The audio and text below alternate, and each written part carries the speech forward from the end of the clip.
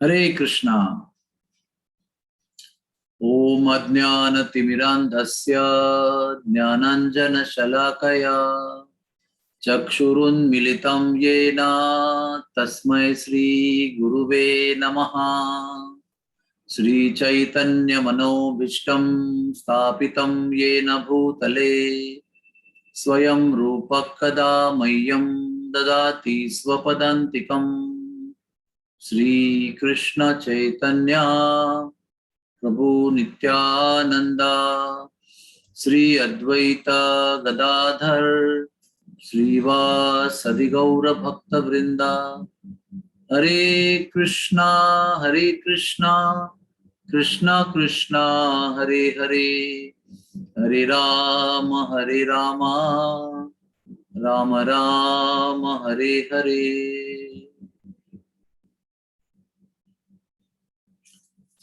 आप सबका बहुत बहुत धन्यवाद है। श्री कृष्ण जन्माष्टमी का उत्सव शुरू हो गया है।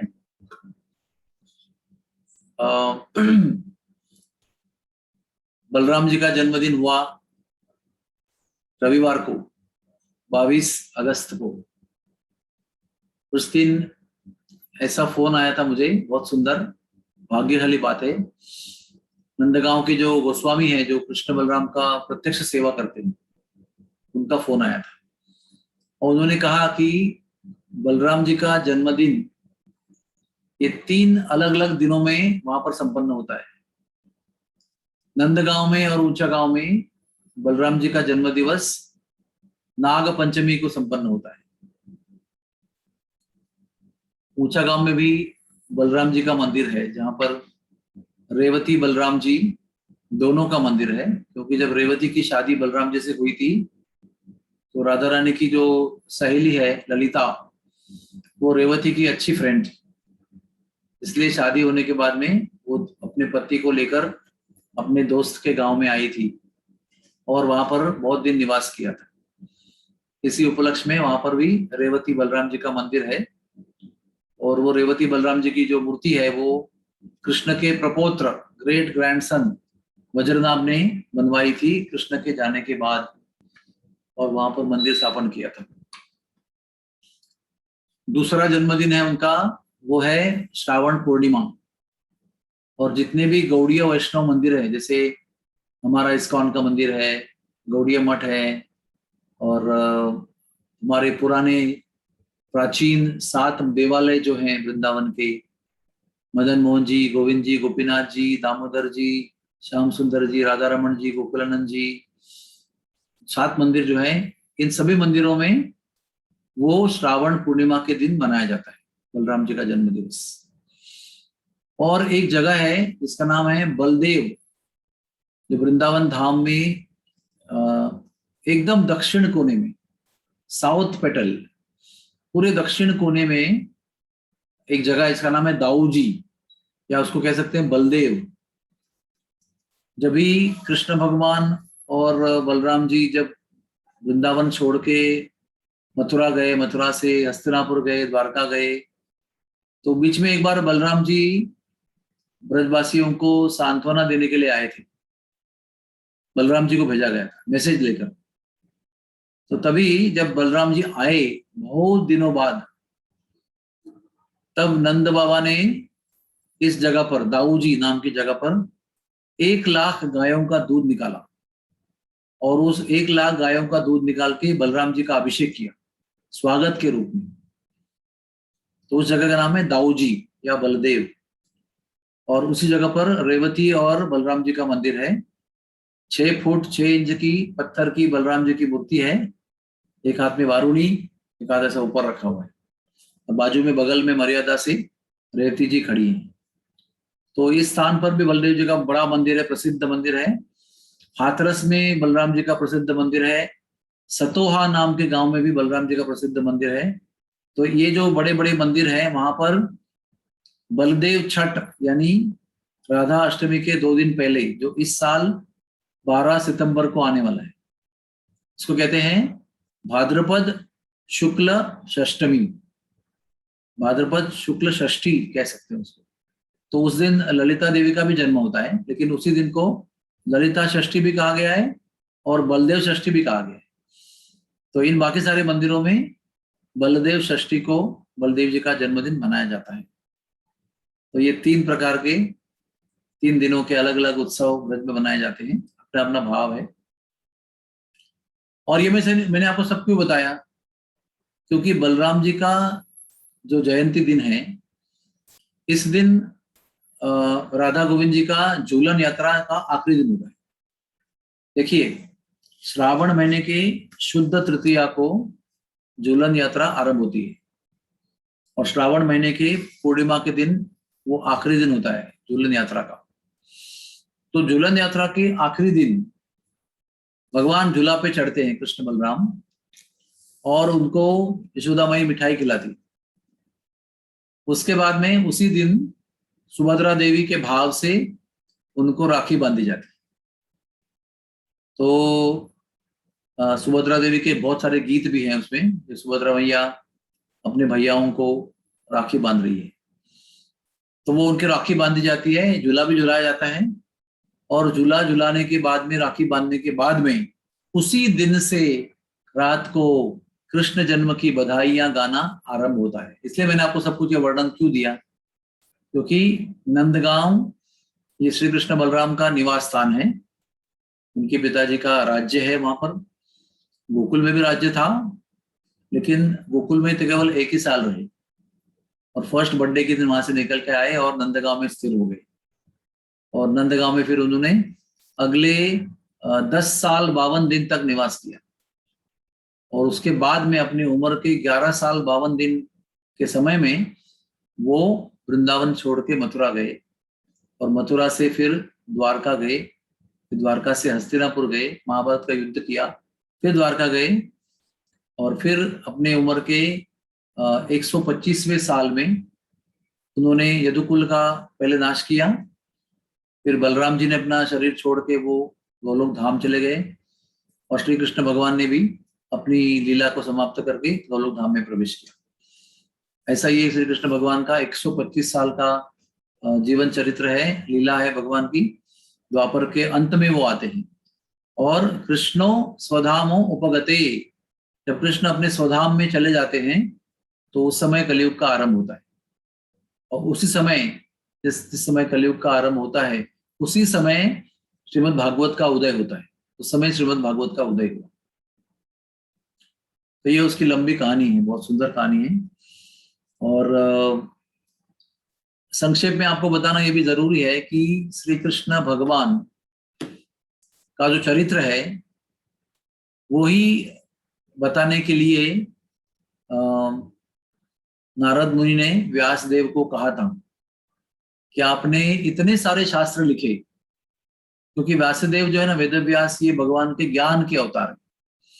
भगवान के अंदर जो 6 ऐश्वर्य है उसमें एक अनंत ऐश्वर्य ज्ञान है, और वो मूर्तिमान ज्ञान भगवान का प्रकट हुआ, और उसका नाम है वेद व्यास।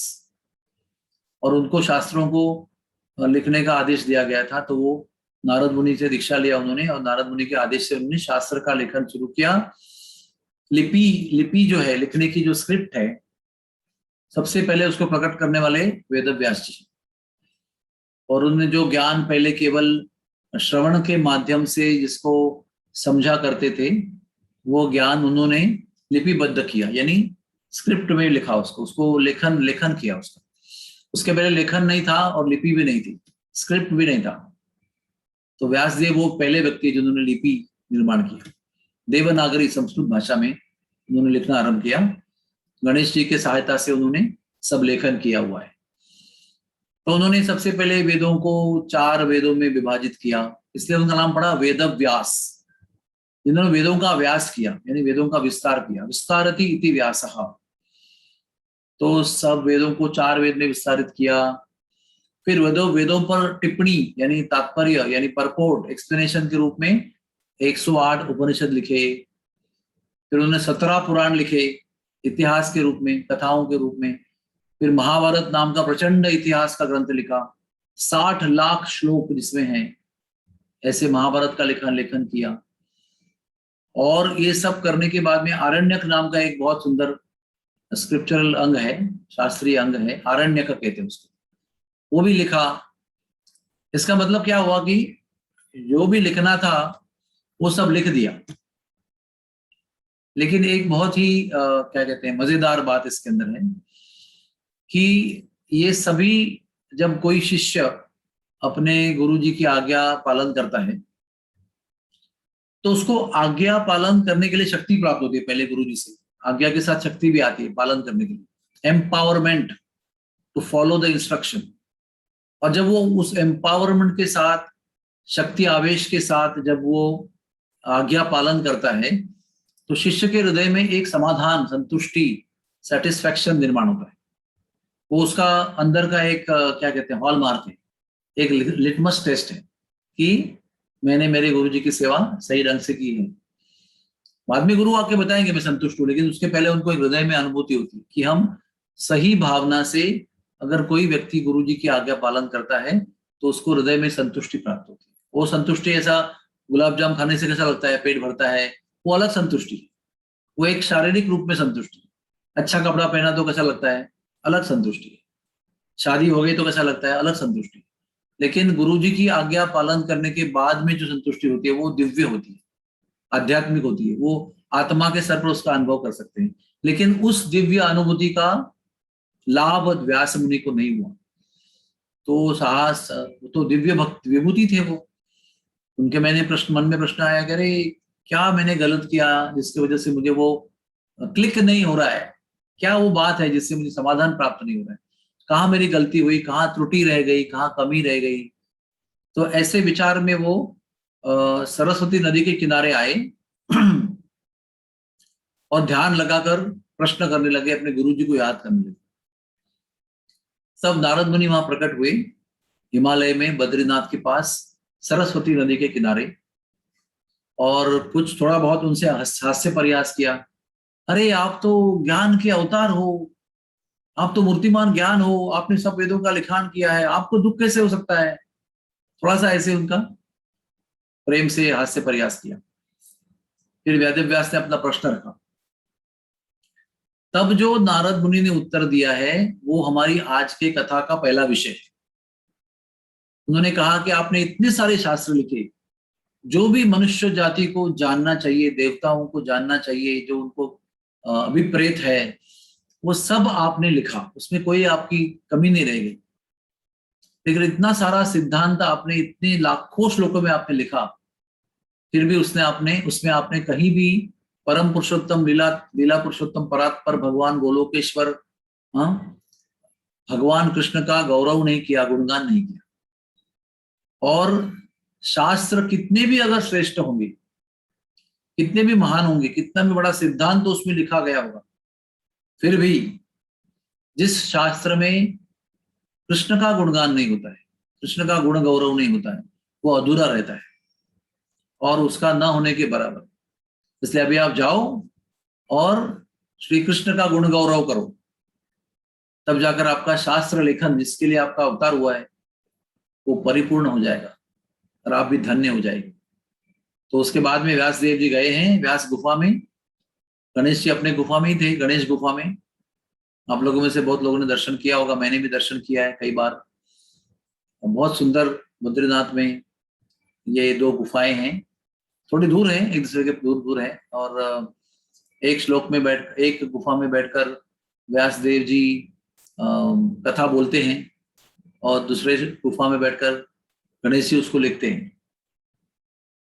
तो इस आदेश के पश्चात जो शास्त्र का लेखन हुआ है उसको कहते हैं श्रीमद् भागवतम।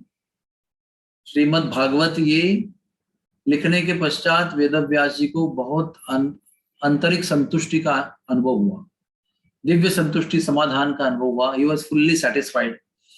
मन में कोई किंतु परंतु बचा नहीं, मन में कोई शोक नहीं बचा या कोई असमाधान नहीं बचा।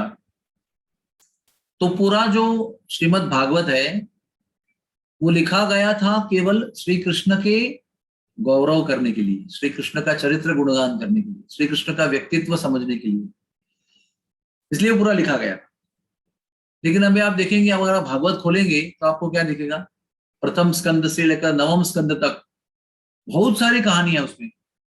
श्री कृष्ण का कहानी का कोई लवलेश ही नहीं है। नरसिंह भगवान की कथा है, वो तो कृष्ण के अवतार है, कोई बात नहीं, लेकिन कृष्ण का प्रत्यक्ष उल्लेख नहीं है। शुरुआत कहाँ से होती है? परीक्षित महाराज, कुंती महारानी, भीष्मदेव, परीक्षित महाराज का चरित्र, इसमें प्रहलाद का चरित्र, ध्रुव जी का चरित्र, उसके बाद में कुंती का चरित्र, उसके बाद में परशुराम जी का चरित्र, नरसिंह भगवान का चरित्र, वामन देव का चरित्र, बलि महाराज का चरित्र, ऐसे कई ही चरित्रों का वर्णन किया गया। तो इसका अर्थ क्या होता है कि जब तक हम भक्तों के चरित्र का वर्णन नहीं सुनते हैं, तब तक हम कृष्ण के चरित्र को सुनने के योग्य नहीं बनते। इसलिए व्यासदेव जी बड़े बुद्धिमान व्यक्ति हैं। सिद्ध सिद्ध अवतार है भगवान के। सिद्ध अवतार क्यों है? क्योंकि उनका जन्म होते ही ना वो 16 साल के हो गए। उनका कोई बाल्यपन नहीं है, जन्म होते ही 16 साल के हो गए और सीधे हिमालय की ओर चले गए। सो सिद्ध अवतार है, पूरे परिपूर्ण अवतार है भगवान के, ज्ञान के अवतार है, अंशावतार सॉरी। तो वो जानते हैं कि अगर कृष्ण की स्तुति किसी को सुनानी है तो कुछ ना योग्यताओं की आवश्यकता होती है। भगवान ने भगवत गीता में बताया है, भक्ति चेमी सखा चेती रहस्य एतद उत्तमम, ये भी कहा है उन्होंने। जो योग्यता गीता सुनने के लिए है वही भागवत सुनने के लिए, वही और शास्त्र सुनने के लिए। वो क्या है योग्यता? कि भगवान का चरित्र सुनने वाला व्यक्ति जो है वो असूया, द्वेष से मुक्त होना चाहिए, और उसका जीवन स्वच्छ होना चाहिए। इसका अर्थ होता है कि उसका भोजन शुद्ध होना चाहिए, उसका संग शुद्ध होना चाहिए। भोजन का मतलब, शुद्ध होने का मतलब क्या हुआ? कि वो कोई मांसाहार जीव की हत्या करके मांसाहार नहीं करना चाहिए, सात्विक भोजन करना चाहिए, भगवान को भोग लगा के करना चाहिए। फिर उसको शराब या कोई नशा नहीं करना चाहिए, कोई जुआ नहीं खेलना चाहिए, परस्त्री के साथ संबंध नहीं करना चाहिए, मन में भी व्यभिचार नहीं करना चाहिए। तो ये चार हो गए ना, व्यभिचार और व्यभिचार और नशा और द्यूत द्यूत क्रीड़ा यानी जुआ और मांसाहार और द्यूत क्रीड़ा और नशा और व्यभिचार, ये चार जघन्य पाप उसको नहीं करना चाहिए। उसे भगवान का भक्त बनना चाहिए। भक्ति चेमी सखा चेती, जब कोई भगवान का भक्त बनता है तो रहस्य एतद उत्तमम, ये जो रहस्य है भगवान के जीवन चरित्र का रहस्य जो है, ये उसके हृदय में प्रकाशित होता है। एक बात है भगवान की कथा सुनना, और दूसरी बात है भगवान के विषय में अनुभूति होना, है ना। एक बात है गुलाब जाम कैसे बनता है, कैसे दिखता है, कैसे कैसे बनाते हैं, इसका प्रोसीजर सुनना, और दूसरी बात है गुलाब जामुन को खाना। इसमें अंतर है ना। कितने दिन कथा सुनते रहेंगे गुलाब जामुन के बारे में, कितने दिन फोटो देखते रहेंगे। हाँ, अच्छा अच्छा, बहुत बड़ा बड़ा शक्कर के पाक में डूबा हुआ, कैसी कैसी मिठास होती है, कैसे कैसे बनाते हैं, सुनते रहेंगे तो उसका क्या लाभ है? आपको कुछ लाभ नहीं है। लेकिन 50 बार सुनने से अगर एक ही बार खाएंगे तो पूरा आपको अनुभूति हो जाएगी गुलाब जामुन क्या चीज। फिर आप बोलेंगे पुरण पोली ऐसे बनाते हैं वैसे बनाते हैं, उसको भिगाते हैं, फिर गुड़ गुड़ डालते हैं, फिर उसको पीसते हैं, फिर उसमें ऐसा वैसा करेंगे, उसका फोटो दिखाएंगे। जब खाएंगे तो पता चलेगा कि पुरण पोली क्या होती है, और ये भी पता चलेगा कि पुरण पोली और गुलाब जामुन में अंतर क्या होता है। दोनों मीठा है लेकिन दोनों की मिठास में अंतर होता है।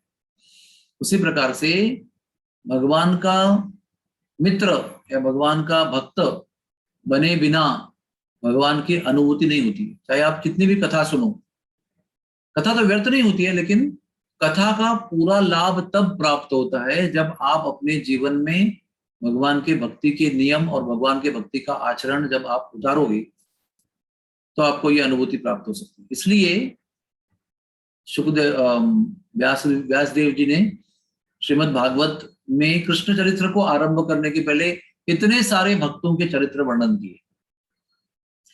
और एक रहस्यपूर्ण बात है इसमें, 9वें स्कंद में देखो, अभी आप 7 दिन में कथा हो रही है ना, तो 9वें स्कंद में कम से कम कहते हैं 3.5 दिन हो चुके थे। लेकिन छोटे से में क्यों ना हो, उन्होंने राम जी का चरित्र जो है वहां पर उल्लेख किया हुआ है, और उनको कहा भी गया है कि अभी राम के चरित्र में आप जाएंगे तो पूरा रामायण कहेंगे तो पूरा 7 दिन खत्म हो जाएंगे, फिर कभी भागवत सुनेंगे, कृष्ण चरित्र कब सुनेंगे। तो फिर सुखदेव जी ने बड़े सोच विचार से उसको ना कुछ ही श्लोकों में क्या कहते हैं उसको कवर कर लिया, उसको कुछ ही श्लोकों में उसको उन्होंने कवर कर लिया। एक श्लोक भागवत में ऐसा है कि वो एक श्लोक ही रामायण भी है उसके अंदर भागवत में। अभी इतना क्या कहते हैं उसको इतना उन्होंने महत्व क्यों दिया उसको कि समय भी नहीं है फिर भी घुसा दिया उसको बीच में, और संक्षेप में क्यों ना हो बताने का प्रयास किया। क्यों किया ऐसे? क्योंकि वो बड़े साक्षात्कारी भक्त थे भगवान, और उसमें एक रहस्य की बात छुपी हुई है, वो ये है कि प्रभु राम का चरित्र जो है वो मर्यादा पुरुषोत्तम का चरित्र है। इसका अर्थ ये हुआ कि मनुष्य जीवन को किस मर्यादा के साथ चलना चाहिए, क्या करना चाहिए क्या नहीं करना चाहिए, ये उन्होंने केवल बोला नहीं, ये उन्होंने अपने उदाहरण से, अपने जीवन से, अपने व्यवहार से, अपने आचरण से प्रस्थापित किया। तो वो जो प्रभु राम का चरित्र है वो मर्यादा चरित्र है। कैसे चलना चाहिए, एक भाई को कैसे चलना चाहिए, भाई आदर्श भाई कैसा होना चाहिए, आदर्श पिताजी कैसे होना चाहिए, आदर्श माता कैसे होनी चाहिए, आदर्श पुत्र पुत्री कैसे होने चाहिए, आदर्श नागरिक कैसे होना चाहिए, आदर्श राजा कैसे होना चाहिए, ऐसे हर वस्तु में मनुष्य को कैसे आदर्श जीना है, वो सब उन्होंने प्रभु रामचंद्र ने अपने कई हजारों साल के जीवन में व्यतीत किया। तो जब तक प्रभु रामचंद्र के द्वारा दिए गए आदर्शों का थोड़ा क्यों ना हो, मर्यादित स्वरूप में क्यों ना हो, हम जब तक उसको जीवन में नहीं उतारते हैं प्रभु रामचंद्र की मर्यादा को, तब तक परिपूर्ण अवतार पूर्ण पुरुषोत्तम श्री कृष्ण के चरित्र का आकलन हमको नहीं होगा। I will repeat again in English अगर सबको समझ में आ रहा है। Unless and until we follow the ideal guidelines displayed by Lord Ramachandra in the Ramayana, we are not able to understand and comprehend the personality of Sri Krishna. समझना मुश्किल है, क्योंकि प्रभु रामचंद्र का कैसा है, एक पत्नी व्रता, और कृष्ण कैसे हैं, हजारों पत्नियां, हजारों गर्लफ्रेंड्स, और कई प्रकार के काम करते हैं, है ना। श्री कृष्ण का चरित्र समझना बड़ा मुश्किल है। प्रभु राम का चरित्र कैसा है, आइडियल, कभी चोरी नहीं किया उन्होंने, और भगवान ने भर भर के चोरी किया। पहले नवनीत चोरी किया, दही चोरी किया, दूध चोरी किया, घी चोरी किया, फिर वस्त्र भी चुराए, और फिर सबके दिल भी चुराए, है ना। और हमको लगता है उनका करोड़ों करोड़ों गोपियां उनकी थी, गर्लफ्रेंड्स, उनका बीच रात में डांस किया उन्होंने। बहुत लोग प्रश्न करते हैं, अरे ऐसा कैसे हो सकता है, ये कैसे भगवान है, कोई चरित्र नहीं है उनका क्या, कोई मर्यादा नहीं है, कोई आइडियल नहीं है उनका, कुछ भी करते हैं। फिर द्वारका गए, वहां पर 16,108 रानियों से शादी किया उन्होंने, ऐसा भी कोई होता है क्या? लेकिन ये सब कुछ कृष्ण ने किया। लेकिन श्री कृष्ण भगवान का चरित्र थोड़ा अलग है। और आपको बता दूं मैं, श्री कृष्ण भगवान ने जब ये बालक थे, जब ये वृंदावन में लीला कर रहे थे, गौचारण कर रहे थे, छोटी सी उम्र में थे, जैसे कि समझो 5 से ऊपर थी, 5 से 10 साल की उम्र रहेगी उनकी, मतलब बालक है अभी भी, कोई जवान व्यक्ति नहीं है। जवान व्यक्ति तो वहां जाके बने, मथुरा जाके फिर गुरु के गुरुकुल में गए, वहां पर जाके फिर राजा बने, फिर सब कुछ बहुत बात की बात है। लेकिन जब वो गौचारण करके बच्चों के साथ खेल रहे हैं, तो उनका एक रूप उनसे अलग होता है, और जाकर आज का जो सिंध है ना, सिंध प्रांत जो पाकिस्तान में है, जहां से हमारा सैंधव नमक आता है ना, उसको सिंधु देश कहा गया है।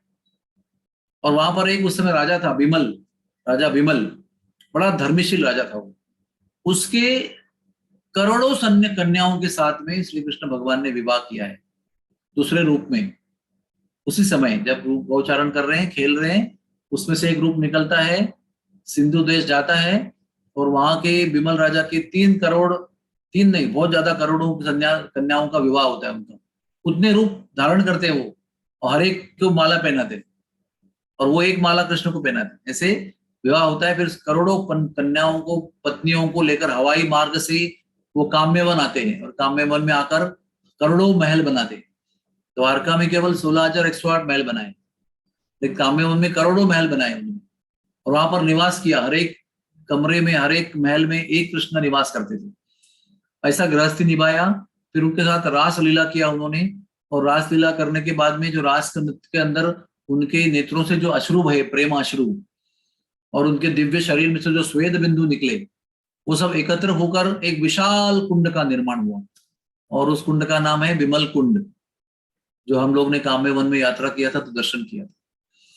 तो ये सब मैं क्यों बता रहा हूँ, बहुत अद्भुत कहानी है उनकी। हमारे गुरु महाराज कहते हैं, और एक आपको बताता हूँ क्या योग्यता है कृष्ण लीला का सुनने के लिए। अपने तत्व विवेचक बुद्धि को छोड़कर कृष्ण की कथा सुनने को आना चाहिए। Keep your logic aside and then only hear Krishna कथा।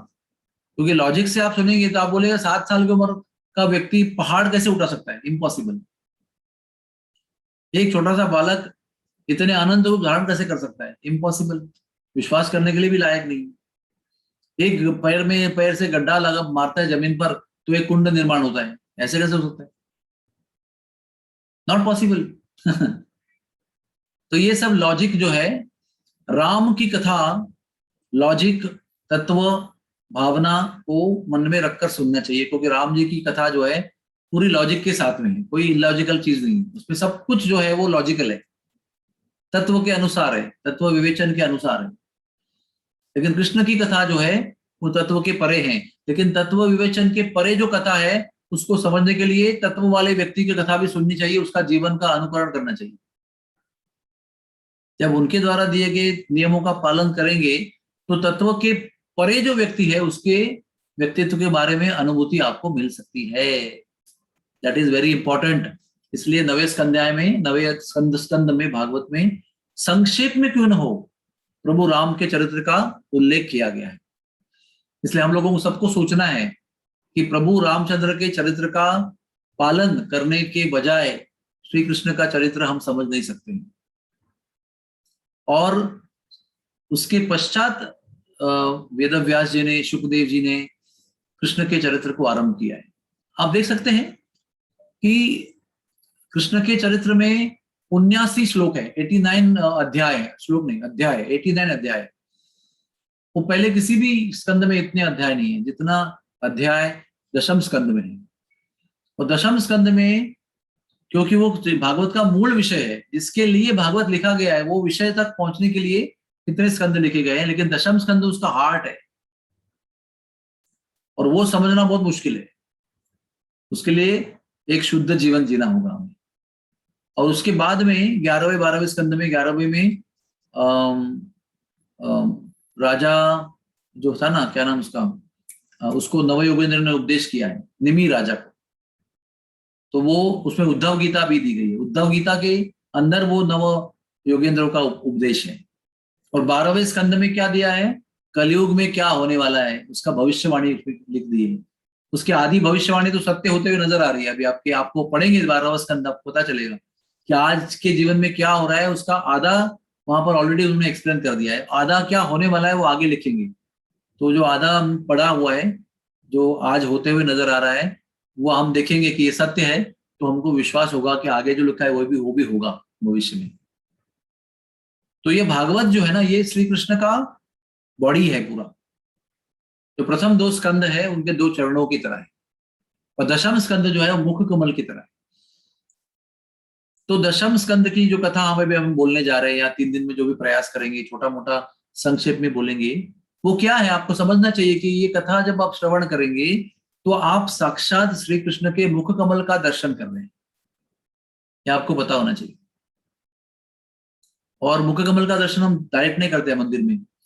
जब मंदिर जाते हैं ना तो भगवान के विग्रह का पहले चरणों का दर्शन करते हैं, मन से क्यों ना हो, क्योंकि चरण बहुत दूर है उनके, हमारे हाथ की सीमा में नहीं आते, वो बहुत दूर रहते हैं, गर्भगृह के अंदर दिखाई पड़ते हैं। तो पहले उनके चरणों में मन से हम नतमस्तक हो जाते हैं, उनको प्रणाम करते हैं। फिर धीरे धीरे उनके शरीर के ऊपर के हिस्सों का दर्शन करते करते कमर, काचनी, कटिबंध, वक्षस्थल, ग्रीवा, फिर मुख कमल का दर्शन करते हैं। इससे आत्मा की शुद्धि का अनुभव प्राप्त होता है।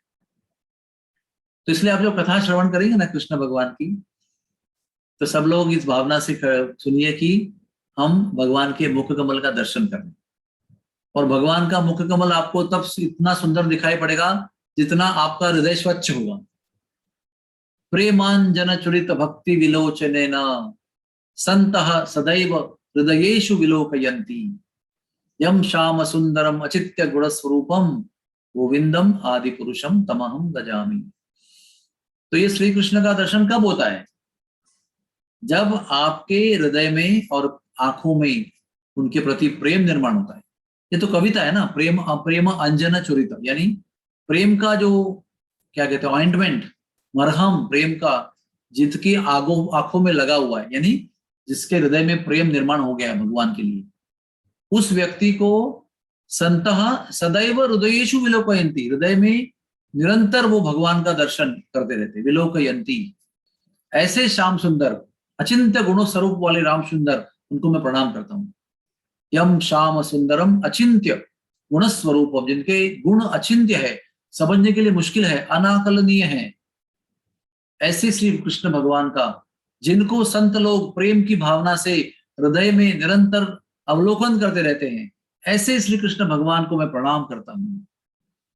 तो हमको भी प्रणाम करना चाहिए कि कब हमारे हृदय में प्रकट होंगे वो। संत तो निरंतर देखते रहते हैं, संतः हृदयेषु विलोकयन्ति, सदैव हृदयेषु विलोकयन्ति। तो ये प्रयोजन क्या है कृष्ण कथा सुनने का? प्रयोजन यह है कि हमें कृष्ण का अनुभूति हो, कृष्ण की अनुभूति हो, दर्शन प्राप्त हो। और श्री कृष्ण के दर्शन के भी कई सारे विधियां हैं, वो मैं आपको संक्षेप में बताना चाहता हूं, क्योंकि ये विषय जो है ना कृष्ण लीला का, वो कोई स्टोरी टेलिंग नहीं है।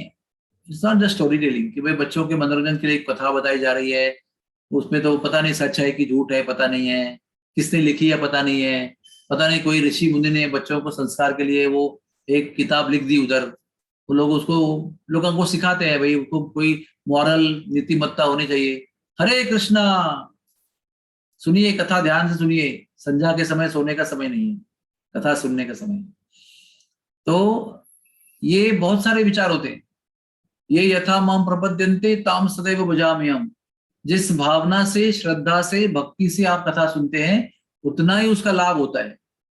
और अश्रद्धालु कथा सुनेगा, अरे ये सब बकवास बातें, इसमें क्या है, बच्चा पहाड़ उठा रहा है, क्या बकवास बातें कर रहे हैं, ऐसे कोई सुनेगा तो उसको यत्किंचित मात्र भी लाभ नहीं होगा उसका।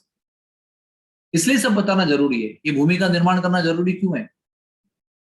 जब कोई व्यक्ति साधना करता है, भगवान नाम की साधना करता है, नियम पालन करता है, यम नियम, हाँ, कोई डूज एंड डोंट्स, विधि निषेध पालन करता है, तब उसको थोड़ी थोड़ी शुद्धि का अनुभव होता है हृदय में। जो द्वेष है, जो झगड़ालू स्वभाव है हमारा, जो क्या कहते हैं उसको, क्रोध है, लोभ है, काम वासना है, ये जब नष्ट हो जाएगी ना, तब धीरे धीरे कृष्ण का प्रकाश हृदय में होता है। वो ऐसे ही फ्री में नहीं होता है, उसके लिए थोड़ी मेहनत करनी पड़ती है, उसके लिए कष्ट करना पड़ता है, तपस्या करनी पड़ती है। तो फिर ये सब करने के बाद में कृष्ण का दर्शन कैसे होता है? कहते हैं जब हृदय शुद्ध होता है ना, तो सबसे पहले भगवान भक्त के स्वप्न में आते हैं, कुछ समय के लिए आके दर्शन देते हैं, शास्त्र में लिखा है। उसके बाद में वो भगवान भक्त के ध्यान में आते हैं, मतलब वो जब ध्यान में बैठे, ध्यान में चिंतन में बैठे, तो चिंतन में अंदर दर्शन होता है। जैसे ध्रुव महाराज ने जब ध्यान किया था ओम नमो भगवते वासुदेवाय, तो उनके हृदय में वो प्रकट हुए थे भगवान। और हृदय में जब देखा, तो जब आंखें चौंक के खोली तो बाहर भी दिखाई पड़ा। तो पहला दर्शन स्वप्न का है, दूसरा है ध्यान, ध्यान के अंदर, और तीसरा है प्रत्यक्ष, जैसे ध्रुव जी को दिखाई पड़े, देवकी वसुदेव को दिखाई पड़े, और प्रहलाद के लिए आए थे नरसिंह भगवान मंत्र, वामन देव के बन रूप में कुछ समय के लिए आए थे, लेकिन वो सब कुछ समय के लिए होता है। नारद मुनि को भी भगवान ने दर्शन दिया था पिछले जन्म में, नारद मुनि बनने के पहले वाले जन्म में, लेकिन कैसा था, कुछ समय के लिए था, बाद में अदृश्य हो गए, और कहा कि अभी मैं तुम्हें कभी भी दिखाई नहीं पड़ूंगा, और जब तुम मुझे देखकर इतने आकर्षित हुए हो तो तुम मेरे लिए तड़पोगे, और जब तड़पोगे विरह में तो तुम्हारा हृदय पूर्ण शुद्ध हो जाएगा, फिर संतः सदैव हृदयेषु विलोकयन्ति, ऐसा आपकी अवस्था हो जाएगी। तो अगले जन्म में वो नारद मुनि बनकर आए, तो संतः सदैव हृदयेषु विलोकयन्ति, ये उसकी अवस्था हुई। इसका मतलब कशिश होना जरूरी है। ये कृष्ण जो है ना, कोई ऐसी क्या कहते हैं सिंपल वस्तु नहीं है जो बाजार में जाके खरीद के लेके आए। इनको प्रेम से प्राप्त किया जाता है, भक्ति से प्राप्त किया जाता है। प्रेमा भक्ति जब आती है हमारे अंदर तो इनकी प्राप्ति होती है। और प्रत्यक्ष होने के बाद में फिर डगर डगर पे, पाती पाती में शाम, हर जगह पे शाम। प्रभुपाद जी को किसी ने पूछा था, अमेरिका में गए तो एक रिपोर्टर ने पूछा था, वो तो भक्त वक्त नहीं थे ऐसे, उनका तो काम था टोकने का, कोई क्वेश्चन करने का, ऐसे जैसे ट्विस्टिंग प्रश्न पूछने का, कोई ऐसे संकोच देने वाला प्रश्न पूछने का। अभी उनको पूछा कि क्या आपने कृष्ण का दर्शन किया है, तो प्रभुपाद जी बड़े हजर जवाबी थे। हाँ? उनका अभी 125वां जन्मदिन है इस साल, 31 अगस्त को, अभी आज से बिल्कुल 6 दिन के बाद में। तो एक उनका गुण था हजर जवाबी, कभी भी डगमगाते नहीं थे वो कोई प्रश्न पूछने के बाद में, उसका रोक ठोक जवाब देते थे ना कि सामने वाला क्लीन बोल्ड। तो अभी आप समझो मुझे पूछोगे, प्रभु जी आपने भगवान का दर्शन किया है क्या, तो मेरे लिए कितना संकोच है। हाँ बोलेगा तो भी प्रॉब्लम है, ना बोलेगा तो भी प्रॉब्लम है। ना बोले तो क्या बोलेंगे, अरे प्रभु जी इतना साल भजन कर रहे हो, अब तक कृष्ण का दर्शन नहीं हुआ, क्या फायदा हुआ दर्शन करके, इतना भजन करके, ऐसा बोलेंगे। इतना भक्ति करते हैं, यह यूजलेस है आपका, अभी तो दर्शन नहीं हुआ आपको। अच्छा मैं बोलूंगा दर्शन हुआ है, मुझे दर्शन मैंने किया है भगवान का। बोला कैसे किया बताओ, हमको भी दिखाओ, अगर आपने किया है तो उधर भी समस्या है। तो प्रभुपाद जी ने क्या उत्तर किया, I am never not seeing Krishna, ऐसा कोई समय नहीं जब मैं कृष्ण को नहीं देख रहा हूं। वो कैसे, तो एक चेतना है, उसको कृष्ण चेतना कहते हैं, उसको कृष्ण कॉन्शियसनेस कहते हैं, जिसके द्वारा हर कण में, हर दो कण के बीच में, हर पाती में, हर डाल में, हर व्यक्ति में, सबके अंदर हम भगवान का दर्शन करते हैं। इसलिए कहते हैं ना वो अपने हृदय में करते हैं और सबके हृदय में भी करते हैं, हर कण में करते हैं और दो कण के बीच में भी करते हैं, जहां जहां भगवान विराजमान है वहां पर करते हैं। तो अगर हमें ये अनुभूति चाहिए तो उसके लिए ना ये कथा सुनना बहुत जरूरी है, और कथा के साथ साथ मैंने कहा साधना के नियम पालन करना बहुत जरूरी है। दशम स्कंद में ना 14वें अध्याय में ब्रह्मा जी ने प्रार्थना किया भगवान का स्तुति किया है, 40 श्लोक में स्तुति किया भगवान का। तो ब्रह्मा जी एक में कहते हैं स्थाने स्थितः प्रश्रुतिगताम भवदीय वार्ता, बड़ा लंबा श्लोक है। तो वो क्या कहते हैं कि अगर आपके जीवन में समझो अभी लॉकडाउन हो गया है ना, लॉकडाउन में क्या हो गया, अभी तक मंदिर नहीं खुले, कितने दिन से मंदिर बंद है, उत्तर काशी हिमालय सब मंदिर खुले हैं लेकिन बंद है, जाने को परमिशन नहीं उधर, सब प्रकार के मंदिर बंद है, धाम तीर्थ बंद है, कुछ कुछ इलीगली खुले हुए लेकिन परमिशन नहीं खुलने की, है ना। तो हम क्या कर सकते हैं, दो चीज कर सकते हैं, एक भगवान के नाम का जप कर सकते हैं, कोई उसके लिए बंधन नहीं है, जहां बैठे हो स्थानीय स्थित, जहां बैठे वहां बैठो, भगवान को पुकारो, भगवान सुन रहे हैं।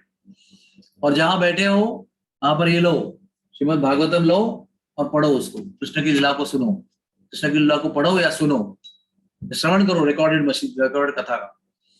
इससे क्या होता है, भवदीय वार्ता, यानी भवदीय मतलब क्या, जो भव सागर से पार करने वाली कथा है, दिव्य विषय की कथा है, त्रिगुणातीत कथा है, उसको जब श्रवण करेंगे तो आप घर बैठे बैठे ही त्रिगुण के परे चलेंगे, परे जाएंगे, दिव्य स्तर पर स्थिर हो जाएंगे और भगवान की अनुभूति करेंगे, क्योंकि भगवान विशुद्ध सत्व गुण में निवास करते हैं। और श्री कृष्ण की कथा हमें विशुद्ध सत्व गुण में कुछ समय के लिए क्यों हो स्थापित करती है। अगर हमारा चित्त शुद्ध है तो तुरंत उसको वो अपलिफ्ट करती है, उसका उत्थापन होता है, वो ऊपर की दिशा में जाता है, दिव्य स्तर पर अपने आप को प्रस्थापित करता है। जिस स्तर पर श्री कृष्ण स्वयं विराजमान है उस स्तर पर आपको ये कथा ले जाती है। और भी कथा के आपको मैं बताता हूं क्या गुण धर्म है। श्री कृष्ण की कथा जब हम सुनते हैं, अभी हम लोग जूम प्लेटफॉर्म पे हैं, है ना, कि एक जगह पर नहीं है, अलग अलग अपनी जगह पर बैठे हुए, कुछ लोग अमेरिका में है, कुछ लोग इंडिया में है, कुछ लोग जर्मनी में है, कुछ लोग लातूर में है, कुछ लोग कोल्हापुर में है, कुछ लोग दादर में बैठे हैं, कुछ लोग हिंदू कॉलोनी में बैठे हैं, हाँ कथा सुन रहे हैं। तो जहां जहां आप बैठे हैं सावधान सब लोग एकदम दिल थाम को सुन लीजिए कि आपके घर में और जहां मैं बैठा हूं वहां पर सारे तीर्थ विश्व के जो है वो प्रकट हो चुके हैं, सारे तीर्थ सूक्ष्म रूप में आपके घर में प्रवेश कर चुके हैं। इसलिए हमको सोना नहीं चाहिए, जब महान व्यक्ति घर में है तब how can we sleep, you have to be awake to receive them, to be cognizant, to recognize their association. फिर 108 उपनिषद, 18 पुराण, सारो वेद, महाभारत रामायण व्यक्ति रूप में प्रकट होते आपके घर में। और क्या होता है, नारद मुनि, ब्रह्मा जी, वेदव्यास जी, सुखदेव जी, हनुमान जी, परीक्षित महाराज, अगस्ती मुनि, भरद्वाज मुनि, किसका किसका नाम कहे, जितने भी भगवान के भक्त हैं वो सब कथा सुनने आ जाते हैं। उस कथा में हनुमान जी विराजमान रहते, विभीषण जी विराजमान, जितने चिरंजीवी जीव हैं सब, अश्वत्थामा सब विराजमान रहते कथा सुनने के लिए। इसलिए कथा में जाना चाहिए, क्योंकि कथा के जहां पटांगण में कथा होती है वहां पर ये सारी जितनी नदियां हैं, जितने पर्वत हैं, महान महान तीर्थ स्थान है, वो सब प्रकट हो जाते हैं। यहाँ तक कि ऊपर के लोकों में जितने तीर्थ हैं वो प्रकट हो जाते हैं, दे ऑल रिजाइड। और कहते हैं वो सब वक्ता के जीवा में भी निवास करते हैं और उसका संग लेते हैं और अपना भी संग देते हैं। तो कथा कोई साधारण चीज नहीं है, उसमें खाली एक ही इंपॉर्टेंट है, जब इतनी महान महान वस्तुएं और व्यक्तियां और धाम तीर्थ निवास स्थान आपके इर्द गिर्द उपस्थित है, तो आपको खाली जागरूक रहकर एकाग्रता से कथा सुनेंगे तो उनका सबका संग आपको मिलेगा और उनके संग में आप कथा सुनेंगे, ये लाभ मिलेगा आपको। भले आप अकेले हो लेकिन आपके संग में सब कुछ है। ऐसे प्रभुपाद जी कहते थे, अरे कुछ लोगों ने आके बोला महाराज जी हमने कथा किया ना तो केवल 2 लोग आए थे, इतना बड़ा आयोजन किया था लेकिन 2 ही लोग आए थे। और कुछ कुछ जगह पे ऐसा बताया था कि हम कथा अरेंज किया था कोई आया ही नहीं, तो सब निराश निराश होके आए थे। तो प्रभुपाद जी ने कहा, अरे बाबा आपको दिखा नहीं क्या, व्यासदेव जी थे, हनुमान जी थे, विभीषण जी थे, आपने दिखा नहीं शायद। बोले कोई नहीं आया तो चलेगा, ये लोग तो निश्चित आते हैं। इस दुनिया के दुर्भाग्य लोग नहीं आएंगे, लेकिन फिर भी जो भाग्यवान जीव है, जो महान सतजीव है, वो सब लोग आते हैं। देखो सुखदेव जी कथा कर रहे हैं, एक 16 साल का नग्न बालक कथा कर रहे हैं। कौन कौन बैठे हैं, उनके पिताजी बैठे हैं, उनके पिताजी के गुरु बैठे हैं, अगस्ती मुनि बैठे हुए हैं, 88,000 साधु बैठे हुए हैं एक बालक से कथा सुनने के लिए। इतनी शक्ति है उस कथा में। सब लोगों ने अपना अपना ध्यान वान गुफा उपा छोड़ दिया और सब लोग नीचे आ गए और कथा सुन रहे हैं। ये कृष्ण कथा का महात्म्य है। तो कैसे है ना, समझो मैंने आपको हीरा लाके दिया और ले लो, आपको पता चलेगा नहीं कहाँ रखे इसको। लेकिन मैंने अगर आपको एक अंगूठी भी लाके दिया, उसमें हीरा हीरा फिट करके दिया, उसको कहते हैं कोंदण, मराठी में कहते हैं कोंदण। जर फक्त हिरा आणून दिला आणि अंगठी नाही दिली, कोंदण नाही दिला, तर मी ठेवणार कुठे तो हिरा, तो कसा वागवणार, तो त्याच्यावरती कसा आनंद घेणार तुम्ही, कसा गर्व करणार, तो ते कोंदण आवश्यक है। वैसे ही वो हीरा के लिए अंगूठी जैसे होती है, वैसे ही कथा के लिए हमारी जो चेतना है वो कोंदण होती है, वो उसका आसन होता है। उसके लिए आपने बढ़िया आसन बना दिया हृदय में, तो कथा जाकर उसमें विराजमान हो सकती है। और कथा का और एक गुण है, आप बताता हूं मैं आपको। श्री कृष्ण भगवान ये परम पुरुषोत्तम है, परिपूर्ण पर्सनालिटी है, षड ऐश्वर्य पूर्ण है, वो 6 ऐश्वर्य परिपूर्ण मात्रा में उनके अंदर उपस्थित है, 64 कलाएं हैं, 16 गुण है उनके अंदर। इनसे ये परम पुरुषोत्तम का व्यक्तिमत्व बनता है। हाँ? लेकिन वो और 4 रूप में आते हैं, एक है नाम, एक है धाम, एक है लीला, और क्या है बताइए, एक है रूप। नाम, रूप, लीला और धाम, ये 4 रूप में वो प्रकट होते हैं। और ये 4 चीजें उनसे अभिन्न है। भगवान और उनका नाम अभिन्न है, भगवान का उनका धाम अभिन्न है, भगवान और उनका विग्रह अभिन्न है, और भगवान और उनकी लीला भी अभिन्न है। लेकिन एक फर्क है उसके अंदर कि भगवान का नाम, रूप, लीला और धाम भगवान से अधिक दयालु है, अधिक करुणा वाले हैं, अधिक कृपालु हैं। तो इसलिए एक बार भगवान को मिलना मुश्किल है, लेकिन भगवान को कथा को मिलना बहुत आसान है। इजिली यू कैन अप्रोच कथा ऑफ कृष्ण। फारच आपण सुलभ प्रतीने भगवंताच्या कथेला भेटू शकतो, मी भगवंताची कथा ऐकू शकतो। इसलिए ये आसान मार्ग है। देखो आपको बोलेगा नाम जप करो तो बोलेगा नहीं प्रभु टाइम नहीं है, लेकिन स्टोरी सुनना अच्छा लगता है, immediately we can hear story, है ना। ये बच्चों को नहीं, बड़ों को भी, बुड्ढा बुड्ढा को भी कथा सुनना अच्छा लगता है, इट्स वेरी गुड। सिद्धांत सुनेंगे और वो कुछ तत्व ज्ञान सुनेंगे तो बहुत मुश्किल है, नींद आएगी आपको। लेकिन कथा में कैसे रहता है, कथा में एक अपने आप एक रुचि उत्पन्न होती है, फिर क्या हुआ, फिर क्या हुआ, फिर क्या हुआ, ऐसे हम लोग सुनते रहते हैं। और उसमें से हमको कृष्ण के व्यक्तित्व का, कृष्ण के परिपूर्णता का अनुभव होता है, कृष्ण के होने का अनुभव हमको होता है। As a Krishna is there we are with Krishna, ऐसा अनुभव हमको कथा सुनने से होता है। इसलिए आइए मेरे प्रिय भक्तजनों, अपने चेतना को तैयार कीजिए, क्योंकि नवम स्कंद, 9 स्कंद को वर्णन करने का अभी समय हमारे पास नहीं है, लेकिन इतना संक्षेप में कह सकते हैं कि उनके चरित्र के समझे बिना, हम राम के चरित्र को समझे बिना, उन भक्तों के चरित्रों को सुने बिना हम कृष्ण के चरित्र को सुनने के योग्य नहीं होते हैं। लेकिन फिर भी एक महत्वपूर्ण बात है, आपको बता दूं मैं, वो बात यह है कि दशम स्कंद श्रीमद् भागवत का प्रभुपाद जी अनुवाद कर रहे थे और बहुत उनकी बुरी अवस्था हो चुकी थी। लेकिन क्या हुआ, उनको ये विश्वास नहीं था कि मैं दशम स्कंद के अनुवाद तक जी पाऊंगा, कभी भी मृत्यु हो सकती है।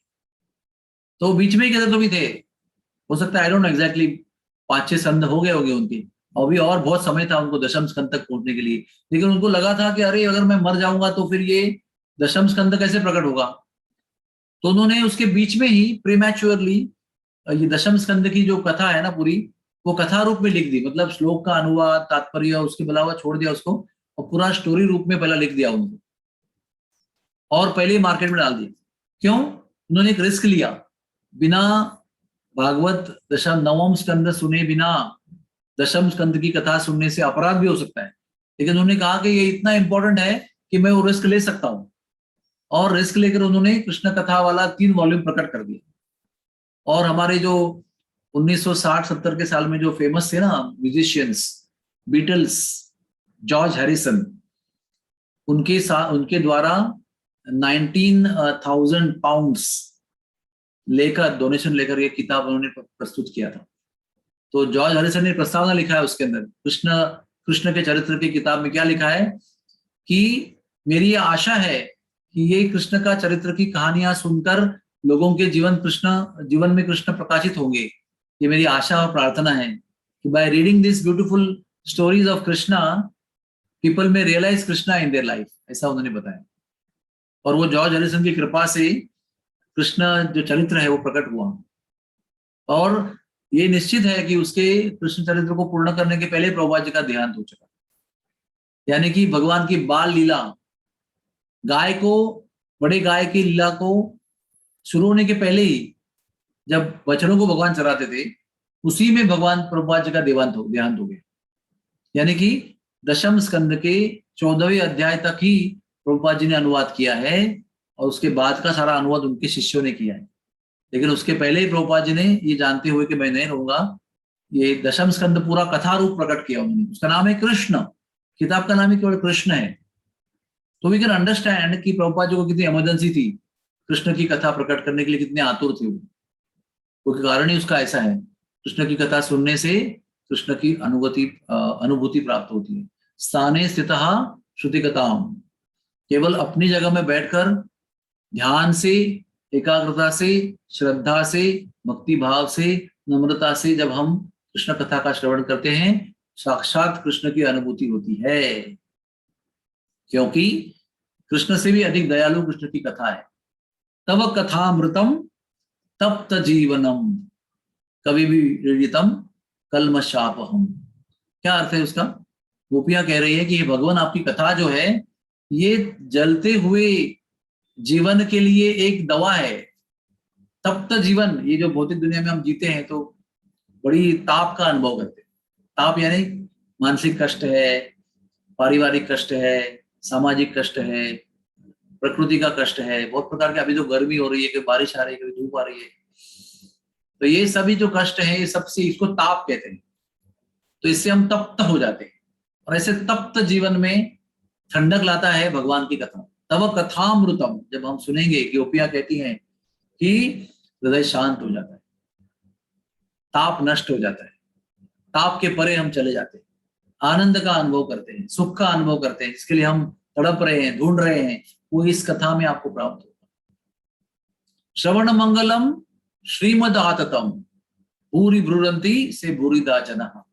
ये गोपी गीत में गोपियां गा रही हैं कि इतना महान भेंट है ये, कि कोई अगर दे रहा है किसी को तो वो कहते हैं भूरिदा है। वो कृष्ण कथा को देने वाला व्यक्ति जो भूरिदा यानी महान दानशूर व्यक्ति है, वो भगवान को बड़ा प्रिय है। भूरी भृण्णन्ति ते भूरी दा जनः, ऐसे गौरव कर रहे हैं, गोपियां गुणगान कर रही है कि वो व्यक्ति धन्य है जो कृष्ण भगवान की कथा को वर्णन करता है, क्योंकि ऐसे जीवन को आनंद में डुबा देने वाली ये कथा है। इति दृक् स्वलीलाभिर आनंद कुंडे स्वगोष्ठम निमाज्जंतम अख्यापयंतम, ये आनंद के सागर में डुबोने वाली कथा है। इसको डूब कर कहना चाहिए और डूब कर सुनना चाहिए। सो कर नहीं सुनना है, इसको डूब कर सुनना चाहिए, तब जाकर इसका पूर्ण लाभ प्राप्त होता है। अभी से हम आपके हमारे आगे की कथा अभी आरंभ करते हैं। विल स्टार्ट अवर कथा नाउ। तो कोई बात नहीं, हमको हमारे लिए 3 दिन है, संक्षेप में कोशिश करेंगे आपको सब समझाएंगे। आप जैसा नवम स्कंद जरूर पढ़ना। नवम स्कंद के आखिरी अध्याय में कृष्ण वंश यानी सूर्य वंश और चंद्र वंश, इसका पूरा वर्णन सुखदेव जी पूर्ण करते हैं। मनुष्य जाति जो है ना, वो 2 वंश में बनी हुई है। जितने भी हम सब लोग हैं, इधर हम कृष्ण वंशी है, ये चंद्रवंशी है या सूर्यवंशी है। और उसमें एक प्रमुख आपको बताना जरूरी है कि सूर्य वंश में प्रभु रामचंद्र आए हैं, हमारी राधा रानी भी सूर्य वंश में आई हुई है, और चंद्रवंश में श्री कृष्ण भगवान आए। ये मोस्ट इंपॉर्टेंट डिफरेंस है, उसके अंदर आपको समझना बहुत जरूरी है।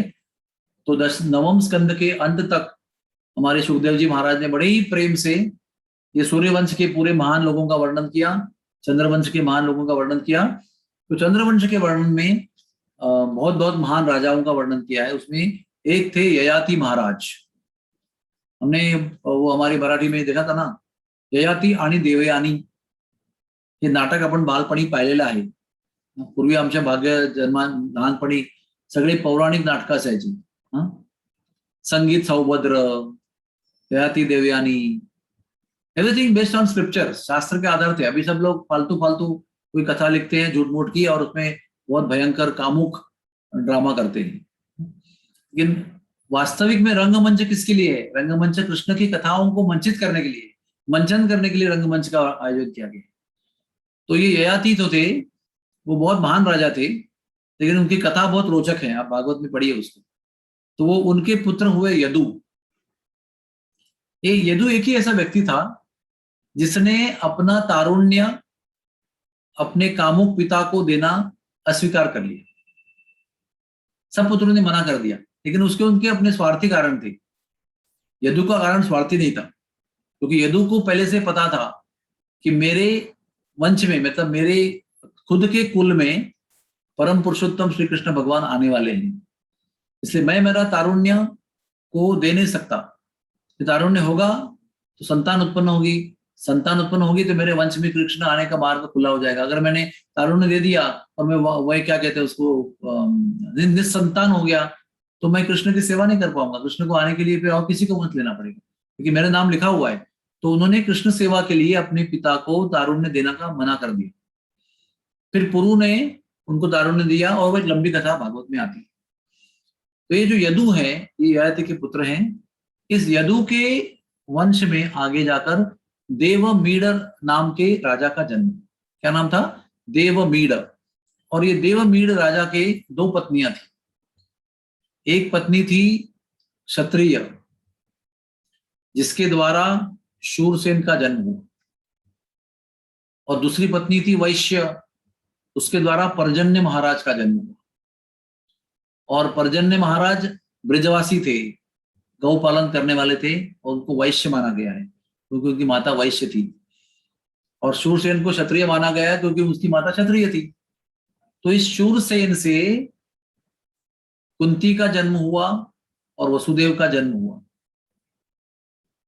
और पर्जन्य महाराज से 5 पुत्रों का जन्म हुआ। दोनों का इतिहास समझना बहुत जरूरी है ना। अभी आप लोग अभी बेटी की शादी कर रहे हैं, समझो अभी हमारी श्री यमुना देवी प्राजक्ता की शादी करने जा रही, तो खाली लड़की का पहचान नहीं करेंगे।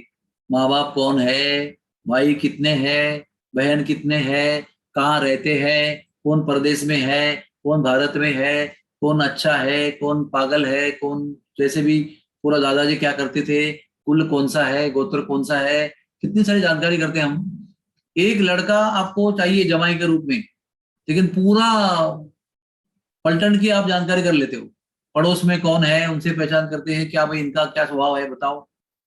इतना पूरा हम करते हैं इन्वेस्टिगेशन, क्योंकि हमारी कन्या को हमको पति के पास नहीं भेजना है, हमारी कन्या को हमको पति के घर भेजना है। और ये सारे देवर कितने हैं, ननद कितनी, सबका परिचय हमको होगा। अच्छा परिवार है, गारंटी होगी तो हम अपनी लड़की को वहां पर देने का रिस्क लेंगे, है ना। तो अभी हम कृष्ण की कथा सुनने जा रहे हैं, तो हमको केवल कृष्ण से मतलब नहीं होना चाहिए, कृष्ण के परिवार का भी परिचय होना चाहिए कि पिताजी कौन थे, दादाजी कौन थे, इधर कौन थे, उधर कौन थे, पूरा वंश का परिचय होना चाहिए। शादी में भी जब हम लोग मंत्र बोलते हैं ना, तो पहले दादाजी का नाम लेते हैं, फिर पिताजी का नाम लेते हैं, फिर विशिष्ट वराय, फिर वर का नाम लेते हैं। और इसका भी, लड़की का भी, पहले नाना का नाम लेते हैं, फिर दादा का नाम लेते हैं, फिर पिताजी का लेते हैं, फिर विशिष्ट वधु का नाम लेते हैं। इतना कम से कम 2 पीढ़ी जानकारी करते हैं बिफोर गेटिंग मैरिड। हाँ, तो ये कृष्ण के इतिहास है, ये कृष्ण का इतिहास है। तो पर्जन्य महाराज की पहली कथा करते हैं। पर्जन्य महाराज वो नंदगांव में रहा करते थे। उसका नाम क्या है? प्रेम तड़ाग तीर्थ, इस स्थान में वो निवास करते थे। नंदगांव का नाम है वो पुराना शास्त्रीय, प्रेम तड़ाग तीर्थ। आज भी वो एक जगह है, वो है ना, क्या नाम उसका, पावन सरोवर, उसके एक एंगल में वो प्रेम तड़ाग तीर्थ का अभी भी स्थान है, जहां पर पर्जन्य महाराज ने तपस्या किया था। और पर्जन्य महाराज ने तपस्या किया था तो उस समय वहां पर केशी दिबन आया। कौन आया? केशी राक्षस आया।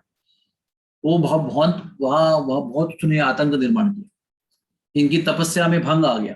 तो उन्होंने अपने आप को शिफ्ट कर दिया, वहां से शिफ्ट करके गोकुल में आ गए, यमुना किनारे, और वहां पर बस गए। और वहां पर बसने के बाद में उनको 5 पुत्रों की प्राप्ति हुई। क्या नाम है उनके?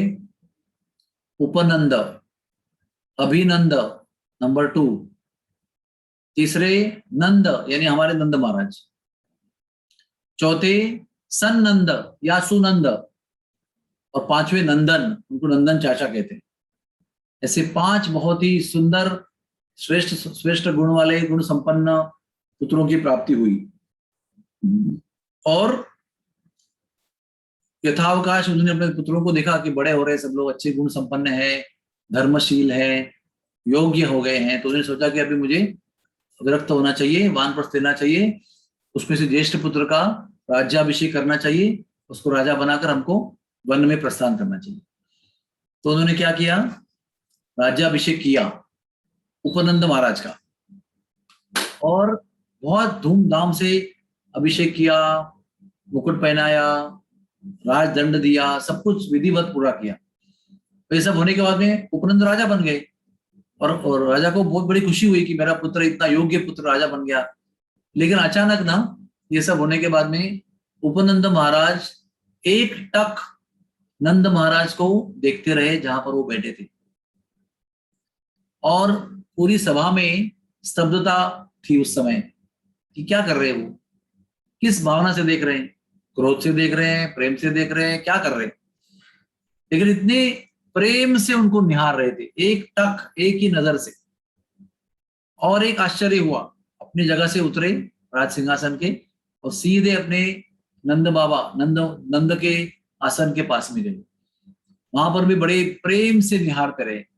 नंद खड़े हो गए, और दोनों की नजरों से, मतलब नजरें मिल गई तो प्रेम का अश्रु बहने लगे, an appreciation of our brother, कि उसको लग रहा है कि मेरा ये भाई कितना श्रेष्ठ है।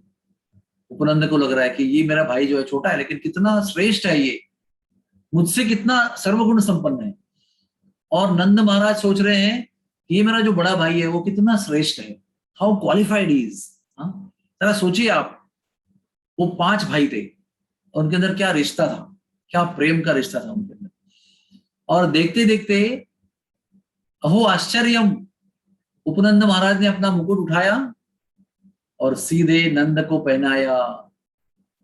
सब लोगों को पता नहीं चला, भी तालियां बजाएं, खुशियां मनाएं कि दुख करे, क्या करे, but they were all overwhelmed.